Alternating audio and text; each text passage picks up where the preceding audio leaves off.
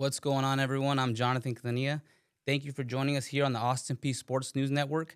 I'm joined here by Austin Peay's first women's lacrosse coach, Coach Mellisa Rausch. I'm so excited to have her here today. Thank you for joining us. How you doing? I am doing well. End of the season, season one in the books, and riding a high and getting excited for the summer.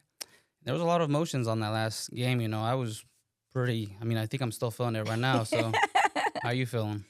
I think there's a lot of emotions. Obviously, you want to win, and I am a very competitive person. So, not winning an ASUN game was difficult.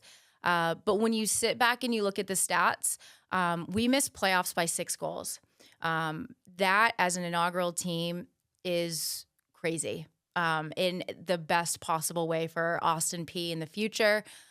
So as competitive as I am, I also am old enough to know at this point, you've got to find the good. You've got to find where you can grow, and you got to find the bright spots to help people grow with you. And 6 goals, 2 for Stetson, 2 Kennesaw, 2 Lindenwood. That's we are here, and we are going in the right direction. Yeah, you definitely are, and you had the right people with you to go in the right direction. I was listening to a couple interviews that you did before. You spoke about Lauren Warfield. You spoke about Mac Patton. Those two being key in making the season go as well as it did. How do you feel about them? They're dipping out, and even I'm still feeling it too. Again, how do you feel about that? Yeah, I think no matter how long you spend with someone, whenever they're leaving, it's a tough process. And so we may have only had a year together, but the contributions that they made on the field, off the field, and growing this program was tremendous. And so, it's bittersweet. It's certainly sweet because they trusted Austin Peay and they trusted myself to spend their senior season with us. But it is, that bitterness of knowing that their career is ready to be moved on. And luckily, every single girl that you have on your team is so polite, so professional. Thank you. Positive energy all around. Like I said, all the time I got to spend with them is a feel good moment. But even though we are losing someone like Max, someone like Lauren, you still have a lot of great girls on your team. And it goes back to what you were saying earlier. You're not just looking for people when you're looking for new recruits. You're looking for, you're not just looking for players. You're looking for people, how they treat their parents, how they work academically, how they are on and off the field.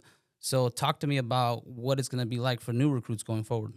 Yeah, I don't want to say we rushed the 25 class, but we rushed the 25 class. I had a year. I actually had less than a year to find a full roster. And so the 26s were even a bit rushed because September 1st of 2024 was when the current seniors in high school, their recruiting window opens.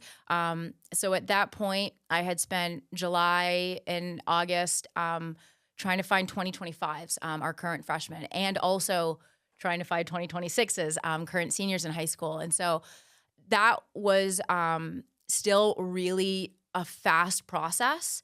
I think we did a tremendous job. We have 11 amazing people coming in to Austin Peay next year. And then our 2027s, we actually got to spend a year recruiting them, a year watching them, a year, watching not only their lacrosse games, but basketball games, and how do they treat their teammates of other sports and their coaches of other sports. And so we were really able to dig in with a little bit more with our 26 class, and for sure with our 2027 class. They officially sign in November, and so it's exciting to see the pieces come together and, where the future is going for us. Yeah, because it sounded like the first, inaugural season, you did it with, so fast and under pressure, under fire, Now you're getting ready to do it, you did it, everything's smooth, still a lot of pressure, but you got to take the time to piece everything together. It's not as hectic as when you first did it, right? Yeah, I think, we're having exit player meetings this week, and it's been a real joy to share with them. Here's what the next pieces of the puzzle are. Here's where we know that this season we couldn't provide, but next season we can. Things like digging deeper into post-practice video, making sure we're cutting it for every player, even post-game, making sure that we're really digging into not what our opponents are doing, but also what are we doing right and wrong. Making sure that we are organized, more organized in every facet. Practice plans, were they good? Yeah, of course. Will they be better?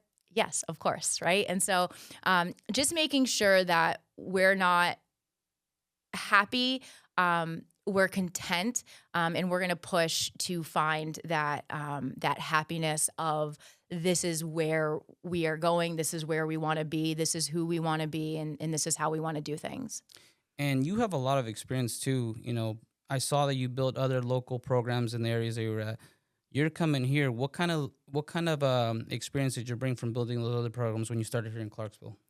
Yeah, truly lucky to be able to live in some parts of the country that had lacrosse, but not maybe as in depth as some other places. And so, starting a club program in my hometown of Worcester, Massachusetts, in Colorado Springs, Colorado, where I got to spend 10 years of my life. And now helping here locally. I haven't this year been able to help out with the club programs as much as I want, but that is something that is on my to-do list going forward. I've had the privilege of officiating both on the girls' high school and boys' high school side. Over this past weekend, I believe I was the first female to officiate a boys Tennessee high school lacrosse game. And so I'm doing what I can without sacrificing, building Austin Peay. I'm doing what I can to help grow Tennessee lacrosse. And that is a huge piece of who I am. And part of the reason why I was lucky enough to come here and really do what I love to do, and it's grow the sport that I love. And so things I learned from that is nothing happens overnight. You cannot please everybody. And the more things change, the more things stay the same. And so, during exit interviews, when you have to, tell people that, you care about them, and because you care about them, they should enter the transfer portal.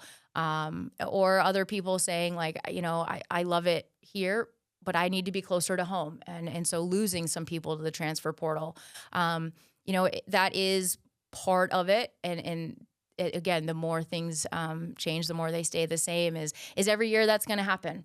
Every year you're going to be excited. Every year you're going to be a little heartbroken. But every year you learn a little bit more. And from that, you continue to build. Not a lot of people get to build a Division I women's lacrosse program. And I feel truly blessed that I got to do it here.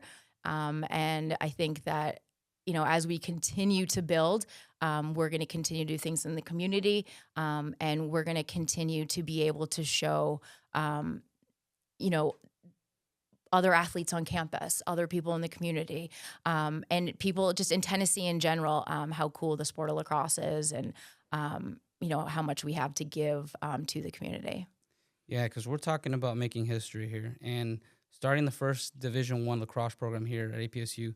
You're exposing that sport to people that have never seen it before. I had never seen a lacrosse game in person, and now I'm in love with the sport, right? Now I'm like, when can I go to the next game? But unfortunately, I have to wait till the next season, or if I come out to one of your guys' practices again.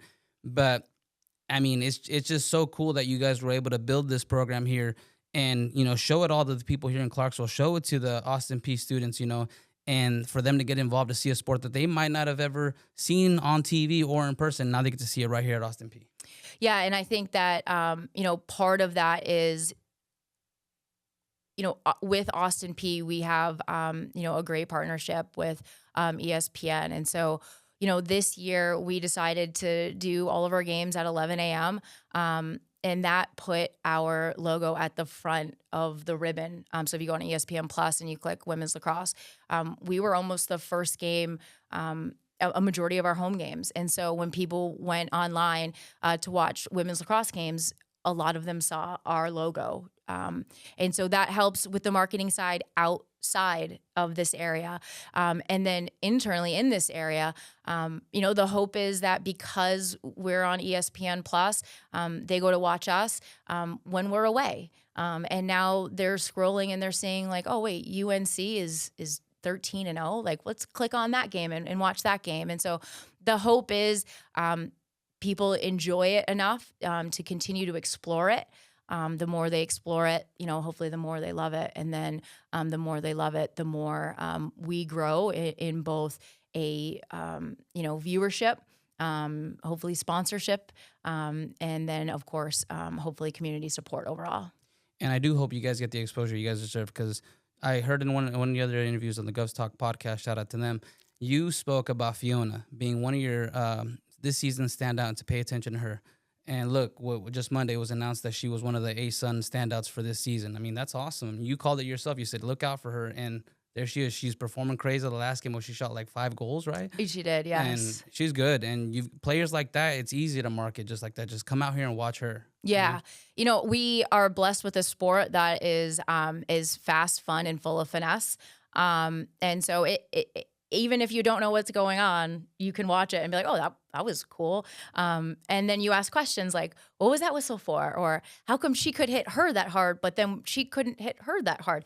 And so, yeah, we're lucky enough that we've got some real athletes that really help support what we're quote unquote selling. And that is the fun factor of it.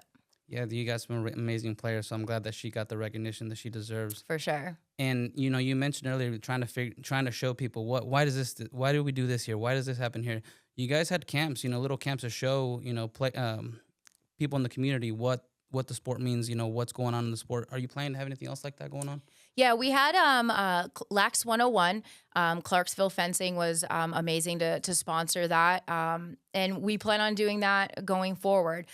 This summer, we'll probably do some little mini 101s on our Instagram, Govs WLAX, and that way people can get little tidbits here and there. But yeah, we plan on doing another LAX 101 probably in January. So that way, before the season starts, people can really dig in and learn some of the nuances. And then, our hope is, again, we have a fall game in which people come out, and then after the game, we can do, some passing and catching. I'd love to do a question and answer with people so that they can continue to learn and ask questions that they're curious about. Now, let me ask you a question, too. You've got a crazy playlist going on, whether it's at practice or in game. Are some of those songs you get on there yours or players, or where's that playlist come from? It's a little bit of everybody. We like to make sure everybody has a little bit of themselves in it, for sure.